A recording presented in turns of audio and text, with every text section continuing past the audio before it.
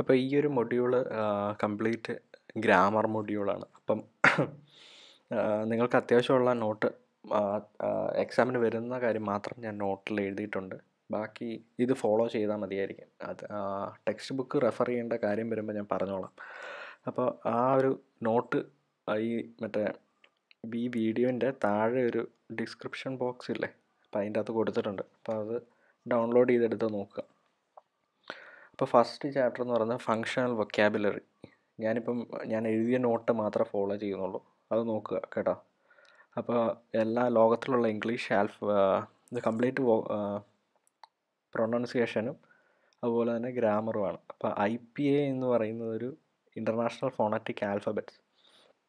അവർ ഒരു ഇൻ്റർനാഷണൽ ഏജൻസിയാണ്. അപ്പോൾ ആ IPA ആണ് എങ്ങനെ ഒരു വേർഡ് എങ്ങനെ പ്രൊണൗൺസ് ചെയ്യണം, ഒരു വേർഡ് എങ്ങനെ യൂസ് ചെയ്യണം എന്നൊക്കെ തീരുമാനിക്കുന്ന ഒരു ഏജൻസിയാണ്, ഇൻ്റർനാഷണൽ ഏജൻസിയാണ്. അപ്പോൾ IPA എന്ന് പറയുന്ന ആ ഒരു ഫുൾ ഫോം നിങ്ങൾ ഓർത്തിരിക്കുക. ഫസ്റ്റ് വൺ, ഇപ്പോൾ ടെക്സ്റ്റിലാണെങ്കിൽ നിങ്ങൾക്ക് പേജ് നമ്പർ 70 ഓരോ കാര്യങ്ങൾ കൊടുത്തിട്ടുണ്ട്. അപ്പം റോളിങ് ദ ആർ എന്നൊക്കെ പറയും. അതൊക്കെ എക്സാമിന് വരത്തില്ല, ജസ്റ്റ് അറിഞ്ഞിരിക്കുക ആർ എങ്ങനെ പ്രൊണൗൺസ് ചെയ്യണം. ആർ എന്ന് പറയുന്ന ആ ഒരു സൗണ്ട്, കറി, സോറി, ഇപ്പം അതുപോലെ ഫെഡറ്റ്, അതുപോലെ T and D, incorrect pronunciation of T and D, ട്, ഡ്, അങ്ങനെ. അത് എക്സാമിന് വരത്തില്ല. അത് നമ്മളിപ്പോൾ പ്രാക്ടിക്കലായിട്ട് നോക്കുവാണെങ്കിൽ വരുന്ന കാര്യം ഇതൊക്കെയാണ്. ഒന്നാമത്തേത് മിനിമൽ പെയേഴ്സ്. അപ്പോൾ നിങ്ങൾ ഈ പഠിക്കുന്ന കാര്യം എന്തൊക്കെ ഈ ടേംസ് എന്താണെന്ന് ചോദിക്കും. അപ്പോൾ ആ ടേംസ് എന്താണെന്ന് നിങ്ങൾ അറിഞ്ഞിരിക്കണം.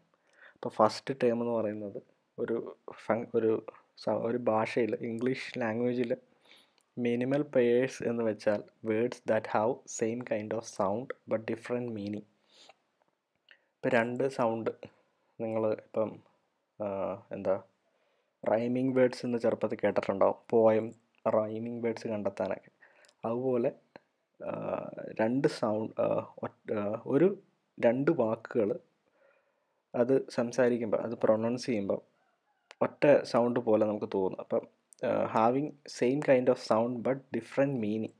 ഇപ്പോൾ എക്സാമ്പിൾ നോക്കിയാൽ മതി. ഷീപ്പ്, ഷിപ്പ്, ഏകദേശം സിമിലർ കൈൻഡ് ഓഫ് സൗണ്ടാണ്, പക്ഷേ അതിൻ്റെ മീനിങ് എൻറ്റയർലി ഡിഫറെൻ്റ് ആണ്. അതുപോലെ ഒന്നാണ് ഫാർ ആൻഡ് ഫർ. അത് രണ്ട്, ഇപ്പോൾ ഷീപ്പ് ആൻഡ് ഷിപ്പ് എന്ന് പറയുന്നത് സൗണ്ട് ഏകദേശം ഒന്നാണെങ്കിലും അതിൻ്റെ ഷീപ്പ് എന്ന് വെച്ചാൽ ആട്, മറ്റേത് ഷിപ്പ്. അതുപോലെ ഫാർ ആൻഡ് ഫർ. അപ്പം ഫാർ എന്ന് പറഞ്ഞാൽ ദൂരം, ഫർ എന്ന് പറയുന്നത് നമ്മുടെ ആനിമൽസിൻ്റെ ഈ സ്കിന്നിനെയാണ് ഫർ എന്ന് പറയുന്നത്. അപ്പം അതിൻ്റെ രണ്ട് സൗണ്ടും ഏകദേശം സിമിലർ ആണ്, പക്ഷേ different kind of meaning. Minimal pairs ഓർത്തിരുന്നോ. Next one is syllables. അപ്പോൾ സിലബിൾസ് എന്താണെന്ന് വ്യക്തമായിട്ടുള്ളൊരു ഗ്രാഹ്യം വേണം. കാരണം സിലബിൾസ് എന്ന് പറയുന്നത് syllable is a single unit of speech. ഇപ്പോൾ നമ്മൾ സംസാരിക്കുന്ന ഓരോ കാര്യത്തിൻ്റെ, ഇപ്പോൾ നമ്മൾ ഷീപ്പ് എന്ന് എടുക്കുക. അപ്പോൾ ഷീപ്പ് എന്ന് പറയുന്ന ആ ഒരു വാക്കിൽ ഓരോ ഘടന സിംഗിൾ യൂണിറ്റ് ഓഫ് സ്പീച്ച്. ഒരു ലാംഗ്വേജിൻ്റെ ഏറ്റവും ആദ്യത്തെ, ഇപ്പം നമ്മളൊരു ആറ്റം എടുക്കുകയാണെങ്കിൽ അതിൻ്റെ അകത്ത് ന്യൂട്രോണും ന്യൂക്ലിയസ് ഒക്കെ കാണും. അപ്പോൾ ആ ന്യൂക്ലിയസ് എന്ന് പറയുന്നതായിരിക്കും ഏറ്റവും ആദ്യത്തെ ഫണ്ടമെൻ്റൽ പോർഷൻ. അതുപോലെ ഒരു ലാംഗ്വേജിൻ്റെ ഏറ്റവും യൂണിറ്റ് എന്ന് പറയുന്നത് സിലബിളാണ്. അപ്പോൾ സിലബിൾ എന്ന് പറയുന്നത് either a whole word or one part which usually contains a vowel sound. അപ്പോൾ ഒരു സിലബിൾ എന്ന് പറയുന്നത് നമ്മളിപ്പോൾ പഠിച്ചു ഒരു ലാംഗ്വേജിൻ്റെ ഏറ്റവും ന്യൂക്ലിയസ് ആണ്, ഏറ്റവും ഫണ്ടമെൻ്റൽ സാധനമാണ്. അതുപോലെ തന്നെ അതിൻ്റെ ഒപ്പം which usually contains a vowel sound. ഇപ്പോൾ ഒരു വേർഡ് എടുക്കുകയാണ്, ഡിറ്റർമിനേഷൻ എന്ന് പറയുന്ന വേർഡ് എടുക്കുകയാണെങ്കിൽ അതിൻ്റെ അകത്ത് എത്ര സിലബിൾസ് ഉണ്ടെന്ന് നമ്മൾ കണ്ടുപിടിക്കണം. അപ്പോൾ അതിൻ്റെ ഒന്നാമത്തെ ക്രൈറ്റീരിയ എന്ന് പറയുന്നത് syllable is a single unit of speech that contains a vowel sound plus an unvowel sound. അപ്പോൾ വോവൽ സൗണ്ട് ഏതൊക്കെയാണ്? AEIOU ആണ് വോവൽ സൗണ്ട്. നമ്മൾ ചെറുപ്പത്തിൽ പഠിച്ചു വരുന്നതാണ്. അതിൻ്റെ കൂടെ അൺവോവൽ ആ സൗണ്ടുകളും കൂടെ വരുമ്പോഴാണ് ഒരു സിലബിളായിട്ട് എടുക്കുക. ഇപ്പോൾ ഡിറ്റർമിനേഷൻ എന്ന് പറയുന്ന വേർഡ് എടുക്കുക. ഇപ്പോൾ ഡി എന്ന് പറയുന്ന ഡ എന്ന് പറയുന്ന ആ ഒരു അൺവവൽ സൗണ്ട്, വവൽ സൗണ്ടിൻ്റെ അകത്ത് വരുന്നതല്ല ഡ എന്ന് പറയുന്ന സൗണ്ട്. പിന്നെ ഡി എന്നാണ് നമ്മൾ ഡിറ്റർമിനേഷനകത്ത് പറയുന്നത്.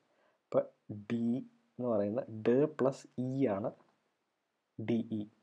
അപ്പോൾ ഒരു വവൽ സൗണ്ടും വരുന്നുണ്ട്, ഒരു അൺവവൽ സൗണ്ടും വരുന്നുണ്ട്. അപ്പോൾ അതൊരു സിലബിളാണ്. അപ്പോൾ അത് ഡി മാറ്റി വെക്കുക. അടുത്തത് ഡി. അപ്പോൾ ഡിറ്റ് എന്ന് പറയുന്ന ആ സൗണ്ട് കാണിച്ചാൽ ഡി ട് എന്ന് പറയുന്ന അൺവവൽ സൗണ്ടിൻ്റെ കൂടെ എയും കൂടെ വരുമ്പോഴാണ് ടേർന്ന് വരുന്നത്. ഡി ട് ട് എന്താ ടി പ്ലസ് എ വരും. ഇപ്പം ടി എന്ന് പറയുന്നത് അൺവവൽ സൗണ്ടാണ്, എ എന്ന് പറയുന്നത് വവൽ സൗണ്ടാണ്. A combination of unvowel and vowel sound is called syllable. അപ്പോൾ അടുത്ത രണ്ടാമത്തെ സിലബിൾ നമുക്ക് അവിടെ കിട്ടി. മീ. നമ്മളിങ്ങനെ ഓരോന്ന് പറഞ്ഞ് ഇങ്ങനെ പോയിക്കോണം. അടുത്തത് ഡി ട് പ്ലസ് എ, അടുത്ത സിലബിൾ കിട്ടി. അതുപോലെ മീ, എം പ്ലസ് ഇ ആണ്. എം അല്ല, മ പ്ലസ് ഇ ആണ് മീ വരുന്നത്. മനസ്സിലായില്ലേ? അപ്പം മ എന്ന് പറയുന്ന അൺവവൽ സൗണ്ടിൻ്റെ കൂടെ വവൽ സൗണ്ടായിട്ടുള്ള ഇയും കൂടെ വരുമ്പോഴാണ് ഒരു സിലബിൾ ആവുന്നത്. അപ്പം മൂന്നാമത്തെ സിലബിൾ അവിടെ കിട്ടി. അപ്പം അടുത്തത് ന എന്ന് പറയുന്ന ഡിറ്റർമിനേ. അപ്പം ന എന്ന് പറയുന്ന സൗണ്ടിൻ്റെ കൂടെ എ സൗണ്ടും കൂടെ, എ ആയിട്ടുള്ള വവൽ സൗണ്ടും കൂടെ വരുമ്പോഴാണ് നേഷം വരുന്നത്, നേ വരുന്നത്. അപ്പം അടുത്ത സിലബിൾ അവിടെ കിട്ടി. ഡിറ്റർമിനേ വരെ എത്തി. അടുത്തത് ഷൻ. അപ്പം ഷ എന്ന് പറയുന്ന സൗണ്ടിൻ്റെ കൂടെ ആയും കൂടെ വരുമ്പോഴാണ് ഡിറ്റർമിനേഷൻ. അപ്പോൾ ഓരോ വേർഡ് കിട്ടിയാലും നിങ്ങൾ ഓരോന്നിങ്ങനെ പ്രൊനൗൺസ് ചെയ്ത് നോക്കണം. ഇപ്പോൾ ഒരു എക്സാമ്പിൾ താഴെ കൊടുത്തിരിക്കുന്ന ആ ഒരു ടേബിൾ കണ്ടിട്ടുണ്ടാവും. Place the following words in the correct categories. ഇപ്പം അടുത്ത ഈ സിലബിൾസ് അതും കൂടെ കഴിഞ്ഞിട്ട് അത് പറയാം. അപ്പോൾ സിലബിൾസ് എന്താണെന്ന് മനസ്സിലായി. അപ്പം next one is monosyllabic words. അപ്പോൾ ഒരു വേർഡിൻ്റെ അകത്ത് ഒരൊറ്റ സിലബിൾ ഉണ്ടെങ്കിൽ അതിനെ മോണോസിലബിക് വേർഡ് എന്ന് പറയും. ഡൈസിലബിക് വേർഡ് എന്ന് പറയുന്നത് ഒരു വേർഡിൽ 2 സിലബിൾസ് ഉള്ളത്. പോളിസിലബിളിക് എന്ന് പറയുന്നത് മോർ ദാൻ 3 അല്ല, 3 ഓർ മോർ ദാൻ. ഇപ്പം 3 അല്ലെങ്കിൽ അതിൽ കൂടുതലുണ്ടെങ്കിൽ, ഇപ്പം നമ്മളിപ്പോൾ ഡിറ്റർമിനേഷൻ പറഞ്ഞു, അതിൻ്റെ അകത്ത് 5 സിലബിൾസ് ആണുള്ളത്. അപ്പോൾ അതൊക്കെ ഒരു പോളിസിലബിക് വേർഡാണ്. ഇപ്പോൾ മോണോസിലബിക് വേർഡ്സ് എന്ന് പറയുന്നതിന് എക്സാമ്പിൾ ഗോൾ. അപ്പം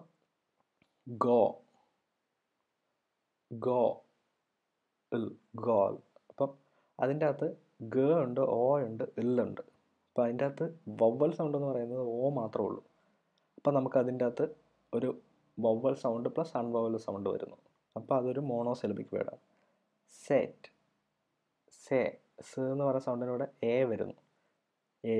അപ്പം unvowel sound plus and A sound, ഒരു വവൽ സൗണ്ട് ആയിട്ടുള്ള എ സൗണ്ടും കൂടെ വരുമ്പം സെറ്റ്. Next short. ഷ പ്ലസ് ഓ ആണ് ഷോർട്ട്. അപ്പോൾ അതൊരു മോണോസിലബിക് വേർഡ് ആകുന്നു. ലോങ്. ല plus O, long. Aim. A plus M, aim. A വരുന്നുണ്ട് അവിടെ. അപ്പോൾ അതൊരു ഒറ്റ സിലബിളുള്ള വേർഡാണ്. ഡ്രീം. ഡ ഇ വരുന്നു, ഉണ്ടോ? വേറെ ഒരു വവൽ സൗണ്ട് അതിൻ്റെ അകത്ത് വരുന്നില്ലല്ലോ, ഇ മാത്രമേ വരുന്നുള്ളൂ. Dream, E. എ ഒന്നും വരുന്നില്ല, ഡ്രീം. അപ്പം ഇ വരുന്നു അവിടെ. അപ്പോൾ അതൊരു മോണോസിലബിക് വേർഡാണ്. നെക്സ്റ്റ് ഡൈസിലബിക് വേർഡിൻ്റെ എക്സാമ്പിൾസ് നോക്കി. 2 സിലബിൾസ് വരണം. ഡിസൈഡ്. അപ്പം എയും വരുന്നുണ്ട്, ഐയും വരുന്നുണ്ട്. ഡിസൈ, ഐ ഉണ്ടോ? ഡി വരുന്നുണ്ട്, ഇ വരുന്നുണ്ട്, അതുപോലെ ഐ വരുന്നുണ്ട്. സൈഡ് ഉണ്ടോ? അച്ചീവ്. അപ്പം അച്ചീവിൻ്റെ അകത്ത് എ വരുന്നുണ്ട്, ഇയും വരുന്നുണ്ട്. അച്ചീവ്, ഇ ഉണ്ടോ? ഈ സൗണ്ട് വരുന്നുണ്ടോ? അതുപോലെ നെക്സ്റ്റ് കരിയർ. എന്ന് പറയുന്ന ആ സൗണ്ട് കണ്ടോ? Career, E. അങ്ങനെ നോക്കണം നിങ്ങൾക്കത്. ഇച്ചിരി ഓരോ വേർഡ്സും സിംഗിളായിട്ട് എടുത്ത് പ്രൊനൗൺസ് ചെയ്ത് നോക്കണം. നമ്മൾ ആ ഒരു ലെറ്റർ നോക്കി വവൽ സൗണ്ട് ഡിസൈഡ് ചെയ്യരുത്. ഇപ്പോൾ കരിയറിൻ്റെ അകത്ത് എ ഉണ്ട്, 2 ഇ ഉണ്ട്. അപ്പോൾ നമ്മളത് 3 സിലബിക്കാക്കാൻ പാടില്ല. എന്നുവെച്ചാൽ നമ്മൾ ഒരു വേർഡിൻ്റെ ലെറ്റേഴ്സ് നോക്കിയിട്ട് അതിൻ്റെ സൗണ്ട് ഡിറ്റർമൈൻ ചെയ്യാൻ പാടില്ല. അത് പറഞ്ഞു നോക്കിയാൽ മാത്രമേ ഇത് കിട്ടത്തുള്ളൂ. എന്നുവെച്ചാൽ പ്രൊനൗൺസ് ചെയ്യണം, എന്നാൽ മാത്രമേ ഇത് കിട്ടത്തുള്ളൂ. ഇപ്പോൾ കഴിയും, ക്യാ എന്ന് പറയുന്നതിൻ്റെ ആ വരുന്നുണ്ട്. അപ്പോൾ അതൊരു വവൽ സൗണ്ട് പ്ലസ് അൺവവൽ സൗണ്ട് ആവുന്നു. പിന്നെ ഇ വരുന്നുണ്ട്. ഇപ്പം ക്യാരിയർ, ആ വരുന്നുണ്ട്, ഇയും വരുന്നുണ്ട്. ഇപ്പം ഡൈസിലബിക് വേർഡ് ആവുന്നുണ്ട്. ഇപ്പം next one is polysyllabic word contains 3 or more syllable sounds. 3 അല്ലെങ്കിൽ അതിൽ കൂടുതൽ. അംബീഷൻ, ആ വരുന്നുണ്ട്, ആ വരുന്നുണ്ട്, ഇ വരുന്നുണ്ട്, വീണ്ടും എ വരുന്നുണ്ട്. ആയും എയും എല്ലാം ഒരൊറ്റയാട്ടോ. അപ്പം അംബിഷൻ, ഷൻ എന്ന് പറയുന്ന ഒരു വാക്കിൻ്റെ അകത്ത് എ വരുന്നുണ്ടെന്ന് ഓർത്താൽ മതി. ഡിറ്റർമിനേഷൻ നമ്മൾ പറഞ്ഞു. ഡിസിഷൻ, അപ്പോൾ ഷാൻ്റെ അകത്ത് എ വരുന്നുണ്ട്. അതുപോലെ ഡി എന്ന് പറയുന്നത് പ്രൊനൗൺസ് ചെയ്യുമ്പം ഇ വരുന്നുണ്ട്. സി എന്ന് പറയുന്നത് പ്രൊനൗൺസ് ചെയ്യുമ്പം ഇ വരുന്നുണ്ട്. ഷൻ 3 എണ്ണം വന്നു. പോളിസിലബിക്കാവും. ഇംപ്ലിമെൻറ്റേഷൻ, അപ്പോൾ അതിൻ്റെ അകത്ത് എത്ര വരുന്നത്? 5 എണ്ണം വരുന്നുണ്ട്. ഇമ്പ് വരെ ഒരെണ്ണം വരുന്നുണ്ട്. ഇ വരുന്നുണ്ട്. ല പ്ലസ് ഇ വരുന്നുണ്ട്. രണ്ടാമത്തേത് വരുന്നുണ്ട് ആദ്യത്തെ ഈ സൗണ്ട് വരുന്നുണ്ട്, പിന്നെയും ഒരു ഈ സൗണ്ട് വരുന്നുണ്ട്. എ വരുന്നുണ്ട്, പിന്നെയും എ വരുന്നുണ്ട്, പിന്നെ ഷാൻ എ വരുന്നുണ്ട്. അപ്പം 5 സിലബിൾസ് വരുന്നുണ്ട്. ഈ ഒരു പോർഷൻ മനസ്സിലായില്ലെങ്കിൽ ഒന്നെങ്കിൽ എന്നോട് പേഴ്സണലായിട്ട് പറയണം, എന്നെങ്കിൽ മാത്രമേ എനിക്കിത് കറക്റ്റ് ചെയ്ത് ഓരോരുത്തരെ വിടാൻ പറ്റത്തുള്ളൂ. കാരണം അത്രയും ഇമ്പോർട്ടൻ്റ് ആയിട്ടുള്ളൊരു പോർഷനാണ്. എന്താണെങ്കിലും ഇതിലൊരു ക്വസ്റ്റ്യൻ വരും. അപ്പോൾ അത് മനസ്സിലായില്ലെങ്കിൽ മാത്രം എന്നോട് ചോദിക്കുക. അതുപോലെ നിങ്ങൾ താഴത്തേത് ജസ്റ്റ് ഒന്ന് എഴുതി നോക്കുക. Next one is stress. ഒരു ക്വസ്റ്റ്യൻ എന്താണെങ്കിലും ഇതായിരിക്കും. അതിൻ്റെ അകത്ത് ഈ ഒരു വേർഡ് തന്നിട്ട് അത് മോണോസിലബിക്കാണോ പോളിസിലബിക്കാണോ എന്നൊക്കെ കണ്ടുപിടിക്കാൻ പറ്റും.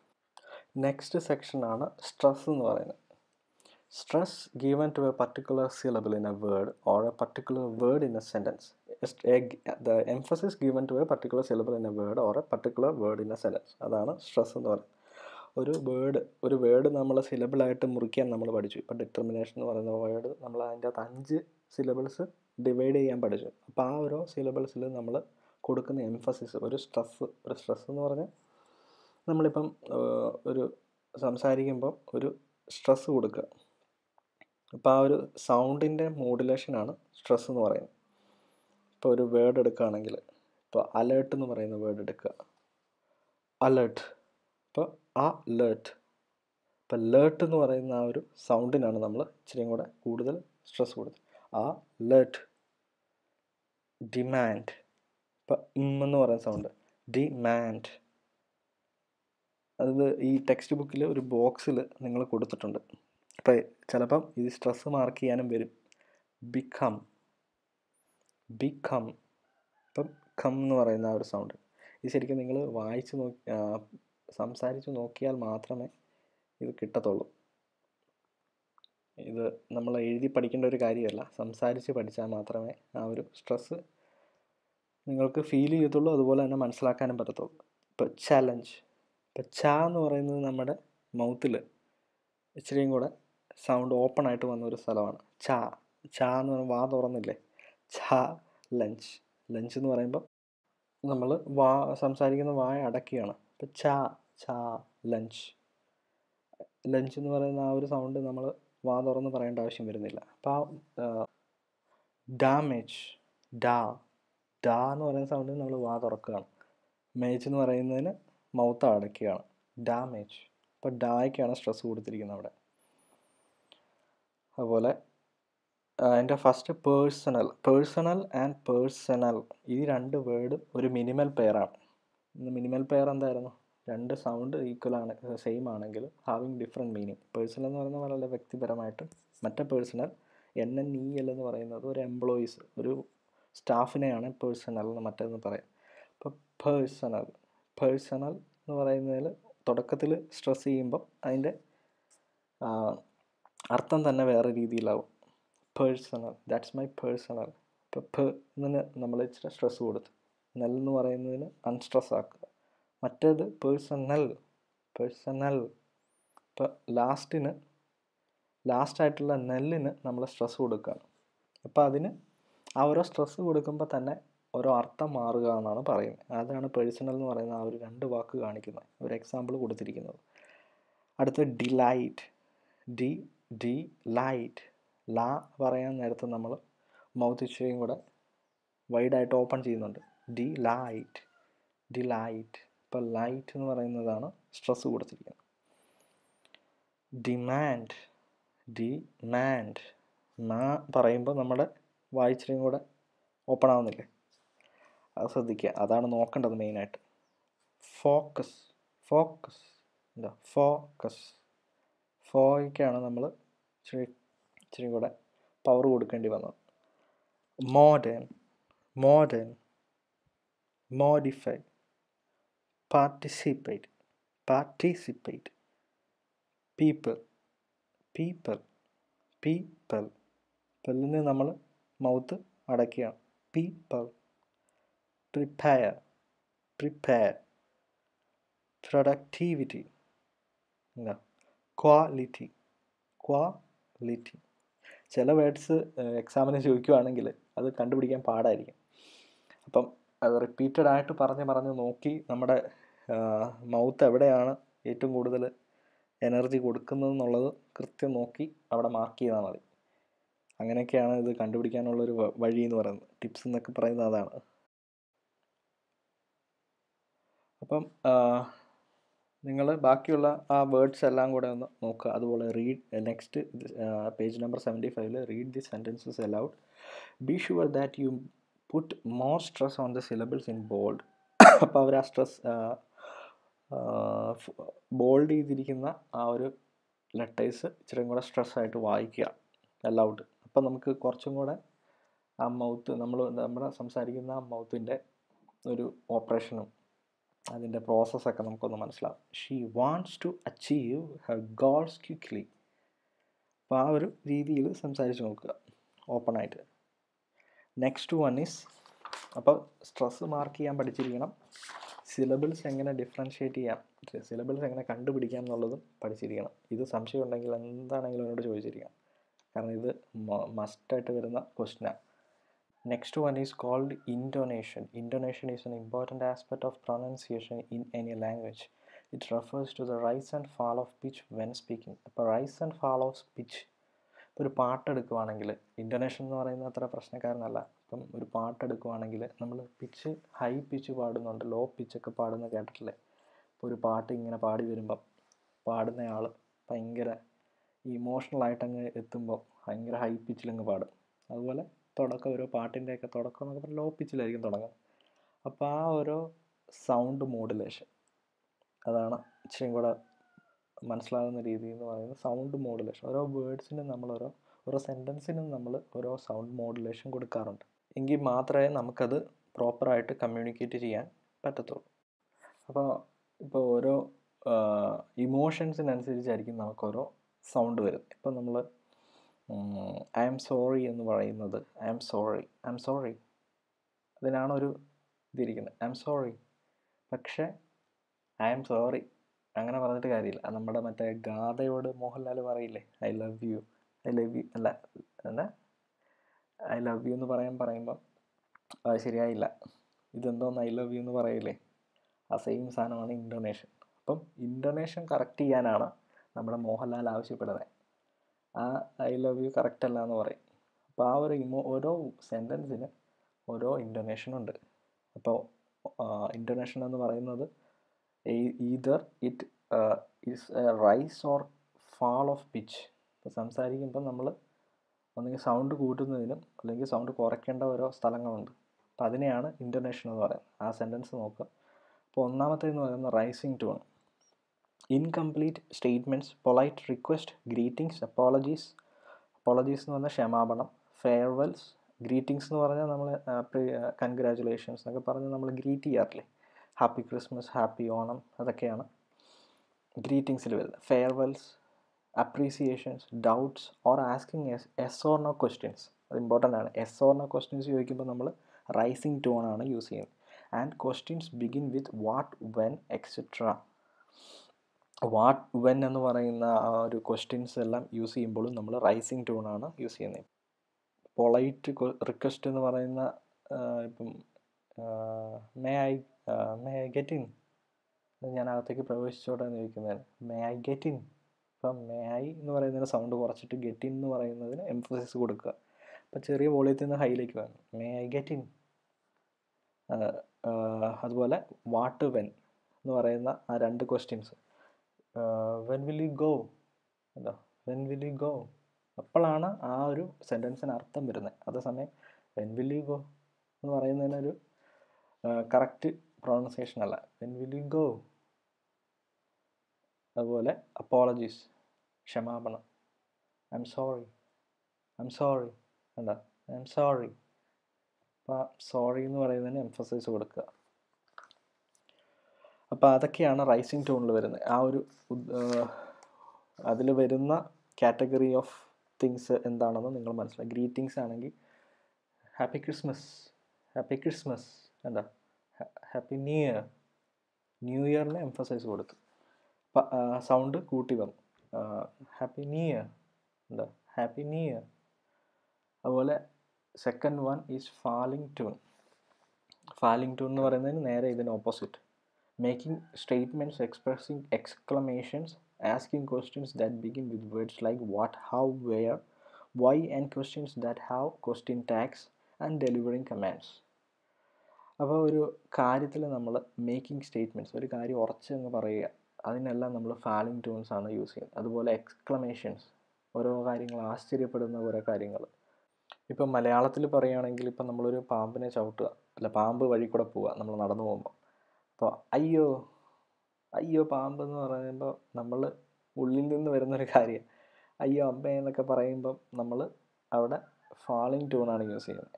ഇപ്പോൾ ഓ മൈ ഗോഡ്, അപ്പോൾ ഓ മൈ ഗോഡ് എന്ന് പറയുമ്പോൾ നമ്മൾ ആദ്യം തുടക്കത്തിൽ നമ്മുടെ ആ ഫീലിങ്സ് അവിടെ അറിയിക്കുകയാണ്.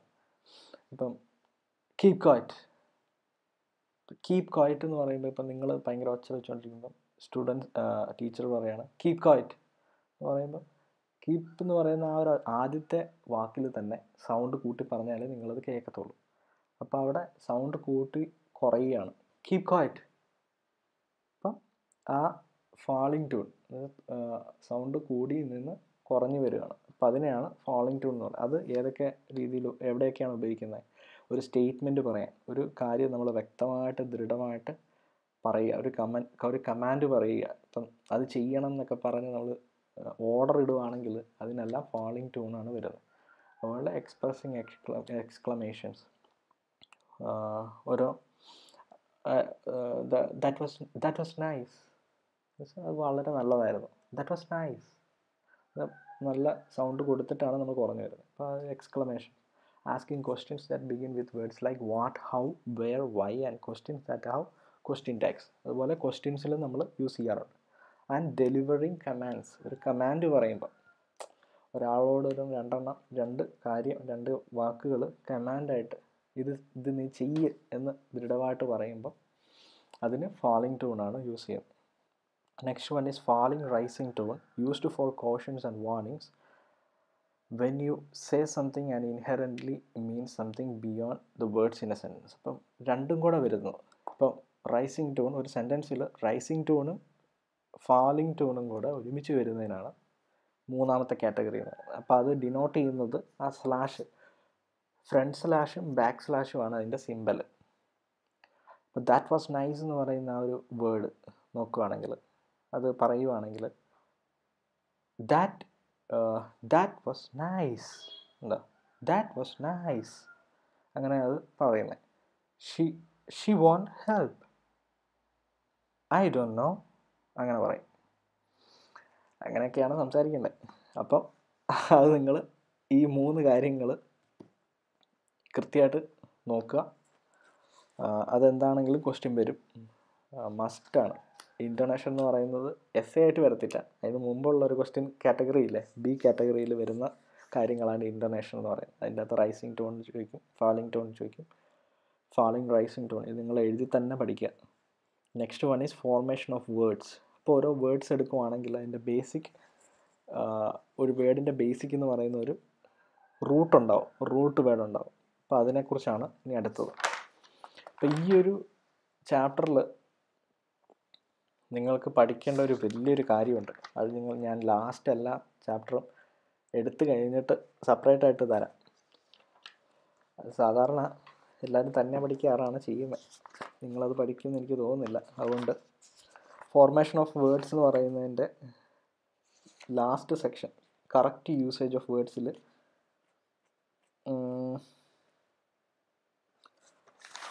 വേണ്ട, ഇത് പറഞ്ഞിട്ട് പറയാം. അപ്പോൾ ഫോർമേഷൻ ഓഫ് വേർഡ്സ് എന്ന് പറയുന്നത് ഒരു വേർഡിൽ ഒരു റൂട്ട് വേർഡ് എപ്പോഴും ഉണ്ടാകും. അപ്പോൾ ആ റൂട്ട് വേർഡിനെ ഡിപ്പെൻഡ് ചെയ്തായിരിക്കും ഓരോ വാക്കുകൾ ഉണ്ടാക്കുന്നത്. ഇപ്പം ഇമ്പോർട്ടൻറ്റ് റൂട്ട്സ്, ഇപ്പോൾ അഗോ എന്ന് പറയുന്ന ഒരു റൂട്ട് വേർഡാണ്. അപ്പം അതിൻ്റെ മീനിങ്, അഗോ എന്ന് പറയുന്നതിൻ്റെ മീനിങ് എന്ന് പറയുന്നത് ഐ ഡു, ഞാൻ ചെയ്യും. അപ്പോൾ ആ അഗോ എന്ന് പറയുന്ന ആ ഒരു റൂട്ട് വേർഡിൽ നിന്നുണ്ടായതാണ് ഏജൻസി, എജിലിറ്റി, ആക്റ്റീവ്, ആക്ഷൻ. ഇപ്പം ഈ ഒരു 4 വാക്കിലും ഐ ഡു എന്ന് പറയുന്ന ഒരു കണ്ടൻറ്റ് അതിൻ്റെ അകത്തുണ്ട്, ഒരു മീനിങ് അതിൻ്റെ അകത്തുണ്ട്. അപ്പോൾ ആ ഓരോ 4 വാക്കിലും അതിൻ്റെ റൂട്ട് വേർഡ് എന്ന് പറയുന്നത് അഗോയാണ് അല്ലെങ്കിൽ ആക്ടസ് ആണ്. ഈ 2 എണ്ണത്തിൻ്റെ അർത്ഥം ഐ ഡു എന്നാണ് കേട്ടോ. അപ്പോൾ ആക്ടസ് എന്ന് പറയുന്ന വാക്കിൽ നിന്നാണ് ആക്ഷൻ വന്നിരിക്കുന്നത്, ആക്റ്റീവ് വന്നിരിക്കുന്നത്, എന്ന് വെച്ചാൽ ഞാൻ ചെയ്യും എന്നുള്ളൊരർത്ഥത്തിൽ. അതുപോലെ അമോ എന്ന് പറയുന്ന റൂട്ട് വേർഡിൽ നിന്നാണ് ഐ ലവ് എന്ന് പറയുന്നത്. അമോറസ്, റിലേറ്റഡ് ടു ലവ് എന്നാണ് അർത്ഥം. അമോറസ്. അമൈബിൾ, ഫ്രണ്ട്ലി. അമൈബിൾ എന്ന് വെച്ചാൽ ഫ്രണ്ട്ലി, അമൈബിൾ. അപ്പം എന്ന് പറയുന്ന സൗണ്ട് വന്നിട്ടുണ്ട്. അപ്പോൾ അതൊക്കെയാണ് റൂട്ട് വേർഡ് എന്ന്. അതുപോലെ കുറേ റൂട്ട് വേർഡ്സ് ഉണ്ട്, അതെല്ലാം വായിക്കേണ്ടതാണ്. നിങ്ങൾ വായിച്ചത് അക്വ കേട്ടിട്ടില്ല? Aqua means water. അപ്പോൾ ആ അക്വ എന്ന് പറയുന്ന റൂട്ട് വേർഡിൽ നിന്നാണ് അക്വാറ്റിക്, അക്വാഡക്റ്റ് ഒക്കെ വന്നത്. ഓഡിയോ എന്ന് വെച്ചാൽ അതിൻ്റെ മീനിങ് ഐ ഹിയർ, ഞാൻ കേൾക്കുന്നു. ഓഡിബിൾ എന്ന് പറയുന്ന വാക്ക് അതിൽ നിന്നാണ്, ആ റൂട്ട് വേർഡിൽ നിന്നാണ് വന്നത്. ഇപ്പം ഞാൻ പറയുന്ന ഈ വാക്കുകൾ എല്ലാം പഠിച്ചില്ലെങ്കിലും പറയുന്ന വാക്കുകൾ ജസ്റ്റ് അത് മാത്രം ഒന്ന് നോക്കുക, മാത്രമല്ല അത് മാത്രം ഒന്ന് സ്പെഷ്യലൈസ് ചെയ്ത് നോക്കുക. ക്രോണസ് എന്ന് പറയുന്ന വാക്കിൽ നിന്നാണ് ടൈം അതിൻ്റെ അർത്ഥം ടൈം എന്നാണ്. അപ്പം അതിൽ നിന്നാണ് ക്രോണോളജി വന്നിരിക്കുന്നത്, അനക്രോണസ് വന്നിരിക്കുന്നത്. ക്രോണോളജി എന്ന് വെച്ചാൽ കാലനിർണയം. അതുപോലെ കോർപ്പസ്, ദ ബോഡി, അതിൻ്റെ അർത്ഥം ദ ബോഡി എന്നാണ്. ഇപ്പോൾ കോർപ്പസ്, ഡെഡ് ബോഡി എന്ന് പറയുന്ന വാക്ക് വന്നിരിക്കുന്നത്. കോർപ്പറേഷൻ. അതുപോലെ ഇമ്പോർട്ടൻ്റ് വാക്കുകൾ എന്ന് പറയുന്നത് ഡിക്റ്റസ് ഇമ്പോർട്ടൻ്റ് ആണ്, ഡിക്റ്റേഷൻ, പ്രഡിക്റ്റ്, വേർഡിക്റ്റ് എന്ന് വെച്ചാൽ അതിനെല്ലാം ഐ സേ എന്ന് പറയും, ഞാൻ പറഞ്ഞു എന്നുള്ള അർത്ഥമാണ് ഡിക്റ്റസ് എന്ന് പറയുന്ന റൂട്ട് വേർഡ് എന്നുള്ളത്. ഡുവോ ഇമ്പോർട്ടൻ്റ് ആണ്, എന്ന് വെച്ചാൽ ടു. പിന്നെ വരുന്നത് ജിയോ ഇമ്പോർട്ടൻ്റ് ആണ്, എർത്ത് എന്ന് പറയുന്ന അർത്ഥം വരുന്നത്. Geography, geocentric. നെക്സ്റ്റ് ഹോമോ വളരെ ഇമ്പോർട്ടൻ്റ് ആണ്.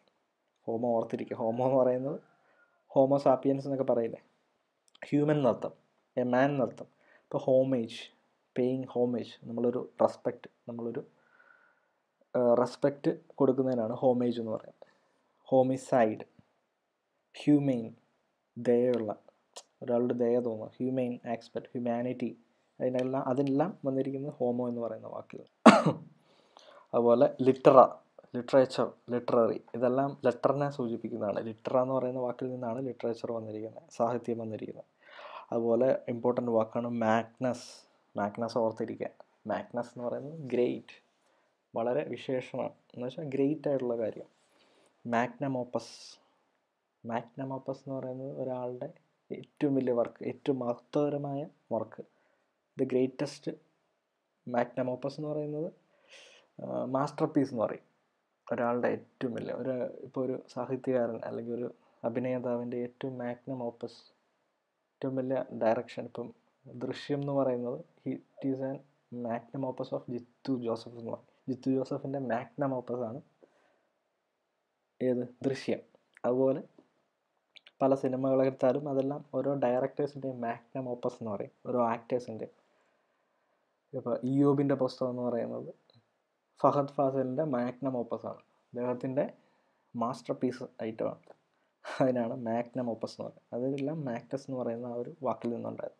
മാഗ്നിഫിഷ്യൻ്റ്, മഹത്വപരമായ, അതും മാഗ്നസ് എന്ന് പറയുന്ന ആ ഒരു ഇതിൽ നിന്ന് വന്നതാണ്. പിന്നെ നോക്കട്ടെ, പിന്നെ നോവസ് എന്ന് പറയുന്ന വേർഡ് നോക്കുക. നോവസ് എന്ന് പറയുന്നതിനർത്ഥം ന്യൂ എന്ന് പറഞ്ഞാൽ,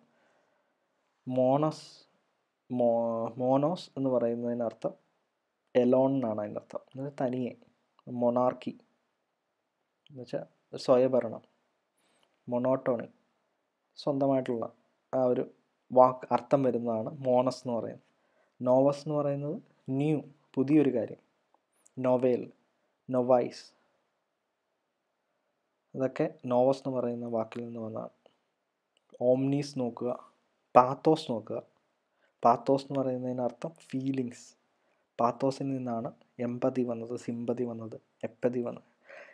എപ്പതി എന്ന് വെച്ചാൽ താല്പര്യമില്ലാത്ത കാര്യം. എമ്പതി എന്താ, ഒരു എമ്പതി തോന്നുക എന്ന് പറഞ്ഞാൽ സഹാനുഭൂതി എന്ന് പറയും. സിമ്പതി, അവൻ്റെ കാര്യത്തിൽ സിമ്പതി തോന്നുക, ഒരു അനുതാപം, അതിനാണ് കറക്റ്റ് അർത്ഥം. എമ്പതി ഞാൻ ഏതോ ഒരു ചാപ്റ്ററിൽ പറഞ്ഞിട്ടുണ്ട്, അതിൻ്റെ ഡീറ്റെയിൽഡ് ആയിട്ടുള്ള കാര്യം, എമ്പതി എന്താണെന്നുള്ള അർത്ഥം. സിമ്പതിയും എമ്പതിയും തമ്മിലുള്ള വ്യത്യാസം. പിന്നെ ഇമ്പോർട്ടൻ്റ് അതൊക്കെ നോക്കുക. അതൊക്കെയാണ് ഇമ്പോർട്ടൻ്റ് ആയിട്ട് നോക്കുന്നത്. പിന്നെ നെക്സ്റ്റ് ഇമ്പോർട്ടൻ്റ് പ്രിഫിക്സസ്. അപ്പോൾ ആ ഒരു പ്രിഫിക്സ് എന്ന് പറയുന്ന ഒരു വേർഡിൽ നമ്മൾ തുടക്കത്തിൽ കൊടുക്കുന്ന ലെറ്റേഴ്സാണ് പ്രിഫിക്സ് എന്ന് പറയുന്നത്. അതുപോലെ ഒടുക്കത്തിൽ കൊടുക്കുന്ന സഫിക്സ്. ഇപ്പോൾ എ ബി എന്ന് പറയുന്ന ആ ഒരു പ്രിഫിക്സിന് നിന്നാണ് അബ്യൂസ് വന്നിരിക്കുന്നത്, അബ്സോൾവ് വന്നിരിക്കുന്നത്. അപ്പോൾ എ എന്ന് പറയുന്ന ആ ഒരു പ്രിഫിക്സിന് അവോയ്ഡ് വന്നിരിക്കുന്നത്. അതുപോലെ ആം എന്ന് പറയുന്നതിൽ നിന്നാണ് ആംബിവലൻറ്റ്, ആംഫിവലൻറ്റ്. ഇപ്പോൾ ഓരോ വേർഡ് കൊടുക്കുകയാണെങ്കിൽ ആ ഒരു പ്രിഫിക്സും സഫിക്സും കണ്ടുപിടിക്കാൻ പഠിച്ചിരിക്കണം. പിന്നെ ഹെമി, ഇപ്പുറത്തെ ബോക്സിൽ നോക്കുക. ഹെമി എന്ന് പറയുന്ന വാക്കിൽ നിന്നാണ് ഹെമിസ്പിയർ, ജിയോഗ്രഫിയിൽ വരുന്ന ഒരു പദമാണ് ഹെമിസ്പിയർ. ഇപ്പോൾ ഹെമി എന്ന് പറയുന്നത് അതിൽ നിന്ന് വന്നു. ഇപ്പോൾ ഹിപ്പോ എന്ന് പറയുന്നതിൽ നിന്നാണ് ഹിപ്പോക്രൈറ്റ് വന്നിരിക്കുന്നത്. അതുപോലെ അതൊക്കെ ഒന്ന് നോക്കുക. സൂപ്പർ എന്ന് പറയുന്ന ഒരു വാക്കിൽ നിന്നാണ് സൂപ്പർമാൻ വന്നിരിക്കുന്നത്, സൂപ്പർ ഹ്യൂമൻ വന്നിരിക്കുന്നത്. പിന്നെ ഇപ്പുറത്ത് നോക്കുവാണെങ്കിൽ സഫിക്സ് കാണാൻ പറ്റും, ഓരോ വേർഡ്സിൻ്റെ ലാസ്റ്റ് വന്നിരിക്കുന്നത്. ഇതൊക്കെ ഈസി ആയിട്ടുള്ള ഓരോ കാര്യങ്ങളാണ്, ഒന്ന് കാണുമ്പോഴേ മനസ്സിലാവും. ഇപ്പോൾ ബോണ്ടേജ് എന്ന് പറയുന്ന ഒരു വാക്കിൻ്റെ അകത്ത് നമുക്ക് ഒരിക്കലും പ്രിഫിക്സ് കാണാൻ പറ്റില്ല. ബോൺ എന്ന് പറയുന്ന ഒന്നൊരു പ്രിഫിക്സ് അല്ല, പക്ഷേ ഏജ് എന്ന് പറയുന്ന ഒരു പ്രിഫിക്സ് അതിൻ്റെ അകത്ത് വരുന്നുണ്ട്, അല്ല സഫിക്സ് വരുന്നുണ്ട്. അപ്പോൾ ആ സഫിക്സും പ്രിഫിക്സും തിരിച്ചറിയാൻ പറ്റണം, അതാണ് ഇതിൽ മെയിനായിട്ട്. ഇപ്പോൾ ബ്രദർഹുഡ്, സഹോദരിത്വം, മാൻഹുഡ്, ചൈൽഡ്ഹുഡ്. അപ്പോൾ അതിലൊക്കെ എന്താ വരുന്നത്, സഫിക്സ് ആണ് വരുന്നത്. ലാസ്റ്റത്തെ ഹുഡ് എന്ന് പറയുന്നതാണ് സഫിക്സ്. നിങ്ങൾ പഠിച്ചിട്ടുണ്ടാവും മിക്കവാറും. പിന്നെ ഷൻ എന്ന് പറയുന്നത് പ്രസൻറ്റേഷൻ, സബ്മിഷൻ. അതിൽ ലാസ്റ്റ് അറേഞ്ച്മെൻറ്റ് എന്ന് പറയുന്നതിൽ മെൻറ്റ്, അറേഞ്ച് എന്ന് പറയുന്ന വാക്കിൻ്റെ കൂടെ സഫിക്സ് മെൻറ്റ് വരുമ്പോൾ സഫിക്സ് എന്ന് പറയുന്നത് മെൻറ്റാണ്. ഷിപ്പ് എന്ന് പറയുന്നതിൽ പാർട്ട്ണർഷിപ്പ്, ഒരു പാർട്ട്ണറിൻ്റെ കൂടെ ഷിപ്പും കൂടെ വരുമ്പോഴാണ് സഫിക്സ് വരുന്നത്. ഇതൊക്കെ ഈസി ആയിട്ടുള്ള കാര്യമാണ്, കണ്ടുപിടിക്കാനാണെങ്കിൽ എളുപ്പമായിരിക്കും. പക്ഷേ മറ്റേ സിലബിൾസും നമ്മുടെ സ്ട്രെസ്സും വരുവാണെങ്കിൽ ഇച്ചിരി പാടാണ്. അത് നിങ്ങൾ സംസാരിച്ച് തന്നെ കണ്ടുപിടിക്കേണ്ട കാര്യം. അപ്പോൾ സ്ട്രെസ്സും നമ്മുടെ സിലബിളും കണ്ടുപിടിക്കുന്നതിന് മനസ്സിലായിട്ടില്ലെങ്കിൽ ചോദിക്കുക. ഇപ്പം next one is correct usage of words. ഇപ്പം ആദ്യത്തെ ടേം എന്ന് പറയുന്നത് അബ്രിവേഷൻ. അബ്രിവേഷൻ എന്ന് പറയുന്നത് ഒരു ഷോർട്ട് ഫോം, ഒരു വേർഡിൻ്റെ ഷോർട്ട് ഫോമാണ് അബ്രിവേഷൻ എന്ന് പറയുന്നത്. അതിൻ്റെ ഒന്നാമത്തെ അബ്രിവേഷനിൽ മൂന്ന് കാറ്റഗറിയാണുള്ളത്. ഒന്നാമത്തേത് ട്രൺകേഷൻ എന്ന് പറയുന്നത് first part of A word. ഇപ്പോൾ നമ്മൾ പ്രൊഫഷൻ എന്ന് പറയുന്നതിന്, പ്രൊഫസർ എന്ന് പറയുന്നതിന് പ്രൊഫ് എന്ന് നമ്മൾ യൂസ് ചെയ്യാറുണ്ട്. അപ്പോൾ അതിന് പ്രൊഫസർ എന്നാണ്. അപ്പോൾ ആ പ്രൊഫസർ എന്ന് പറയുന്ന വാക്കിൻ്റെ ആദ്യത്തെ 4 ലെറ്റേഴ്സ് എടുക്കുക. അതുപോലെ ജിംനേഷ്യം എന്ന് പറയുന്നതിൽ നിന്നാണ് ജിം എന്ന് പറയുന്നത്. ലബോറട്ടറി എന്ന് പറയുന്നതിൽ ലാബ്, എക്സാമിനേഷൻ്റെ എക്സാം. അപ്പോൾ തുടക്കത്തിലുള്ള വർക്ക്, മാത്തമാറ്റിക്സ് എന്ന് പറയുന്നത് മാത്സ്. അപ്പോൾ ആ ഒരു ഷോർട്ട് ഫോം നമ്മൾ എടുക്കുന്നതിനാണ് ട്രൺകേഷൻ എന്ന് പറയുന്നത്. ഫസ്റ്റ് പാർട്ട് ഓഫ് വേർഡ്, ആദ്യത്തെ പാർട്ടിനെടുക്കുന്നതിനാണ് ട്രങ്കേഷൻ. സെക്കൻഡ് കോൺട്രാക്ഷൻ എന്ന് പറയുന്നത് ഫസ്റ്റ് ആൻഡ് ലാസ്റ്റ് ലെറ്റർ. ഇപ്പോൾ സെയിൻറ്റ് എന്ന് പറയുന്നത്, വിശുദ്ധൻ എന്ന് പറയുന്ന ഒരു പദം സെയിൻറ്റ്, അപ്പോൾ അതിൻ്റെ ഫസ്റ്റ് ലെറ്ററും ലാസ്റ്റ് ലെറ്ററും എസും ടിയും എടുത്തു. അപ്പോൾ അതാണ് കോൺട്രാക്ഷൻ.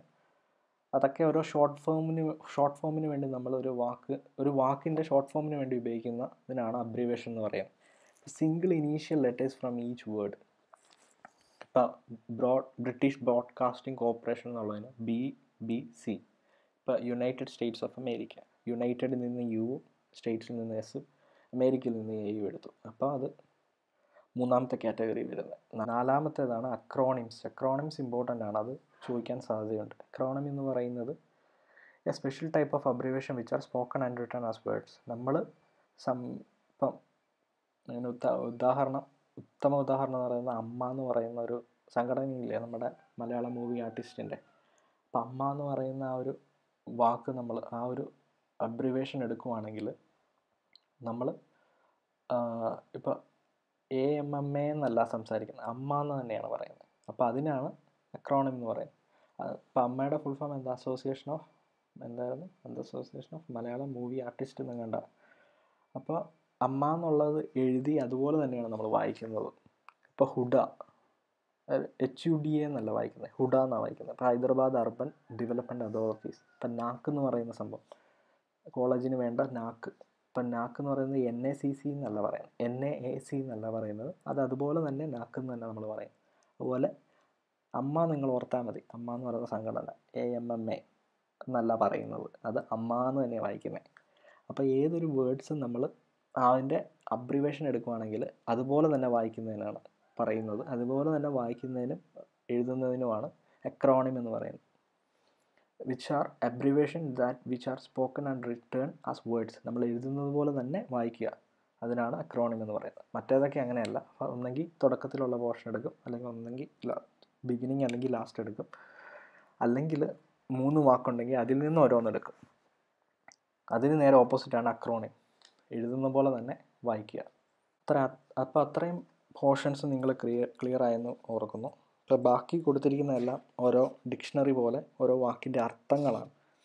അപ്പോൾ ആ അർത്ഥങ്ങളെല്ലാം പഠിക്കേണ്ടതാണ്. ഭാഗ്യമുണ്ടെങ്കിൽ ഇതുവരെ ക്വസ്റ്റ്യൻസ് ഒരെണ്ണമൊക്കെ വെച്ച് ചോദിച്ചിട്ടുണ്ട് നമ്മുടെ ക്വസ്റ്റ്യൻ പേപ്പറിൽ. അപ്പോൾ ഏതെങ്കിലുമൊക്കെ ഒരെണ്ണം ചോദിക്കാൻ സാധ്യതയുണ്ട്. അപ്പോൾ ആ ഫുൾ അറിഞ്ഞിരുന്നാൽ മാത്രമേ ആ വേർഡ്സ് എല്ലാം നിങ്ങളൊന്ന് വായിച്ച് നോക്കുക. അത് മനസ്സിലാകുന്ന രീതിയിൽ തന്നെയാണ് എഴുതിയിരിക്കുന്നത്. കാരണം ഇത്രയും വേർഡ്സ് ഇനി എക്സ്പ്ലെയിൻ ചെയ്യുക എന്ന് പറയുന്നത് ഒരു ഓഡിയോ ക്ലിപ്പിൽ 2 മണിക്കൂർ എടുക്കാൻ സാധ്യതയുണ്ട്. അപ്പോൾ അതൊക്കെ ഒന്ന് വായിച്ച് മനസ്സിലാക്കുക. നെക്സ്റ്റ് അത് എല്ലാം അതുപോലെ ഡിഫിക്കൽട്ട് വേർഡ്സ് വിത്ത് മീനിങ്സ്. അതുപോലെ ഞാൻ എത്ര അർത്ഥം പറഞ്ഞു തന്നാലും നിങ്ങളത് ഡെഡിക്കേഷനായിട്ട് പഠിച്ചെങ്കിൽ മാത്രമേ പഠിത്തം നടക്കത്തുള്ളൂ.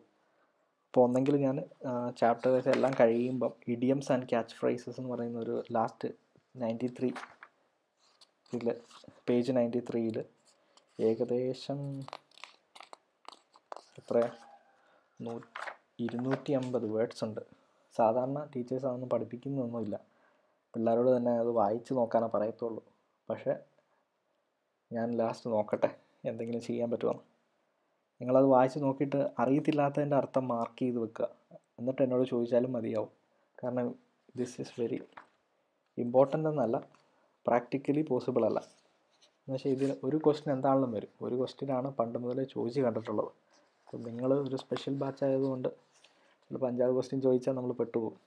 5-6 മാർക്ക് തന്നിട്ട് അതിൻ്റെ മീനിങ്സ് പറഞ്ഞാൽ നമ്മൾ ചുമ്മാ നോക്കിയിരിക്കത്തേ ഉള്ളൂ. അപ്പം അതിനൊക്കെ ഒന്ന് വായിച്ചു നോക്കാം. ഇതിൻ്റെ അകത്ത് ഇമ്പോർട്ടൻ്റ് ആയിട്ട് പഠിക്കേണ്ടത് മിനിമൽ പെയേഴ്സ്, സിലബിൾസ്, സ്ട്രെസ് എന്താണെന്ന് അറിഞ്ഞിരിക്കണം, ഇൻ്റൊനേഷൻ. സ്ട്രെസ്സും സിലബിൾസും നിങ്ങൾക്ക് ഒരു വേർഡ് തന്നിട്ട് അതിൽ നിന്ന് മാർക്ക് ചെയ്യാനാണ് ചോദിക്കത്തുള്ളൂ. അപ്പം അത്രയും ഗ്രാഹ്യം നിങ്ങൾക്ക് ഉണ്ടായെങ്കിൽ മാത്രമേ അത് ചെയ്യാൻ പറ്റത്തുള്ളൂ. ഇൻ്റൊനേഷൻ അറിഞ്ഞിരിക്കുക, ഇൻ്റൊനേഷൻ്റെ ഡെഫിനിഷൻ ചോദിക്കും. അതുപോലെ 3 കാറ്റഗറീസ് ഓഫ് ഇൻ്റൊനേഷൻ ചോദിക്കും. അതുപോലെ അക്രോണിമാണ് ഇമ്പോർട്ടൻറ്റ്. അതുപോലെ അബ്രിവേഷനിൽ ട്രങ്കേഷനും കോൺട്രാക്ഷനും അത് എളുപ്പമല്ലേ. അപ്പം അത്രയും പഠിക്കുക. പിന്നെ പഠിക്കേണ്ടത് ഇഡിയംസ് ആൻഡ് ക്യാച്ച് ഫ്രേസസ് ആണ്. അത് നിങ്ങൾ വായിച്ച് നോക്കുക.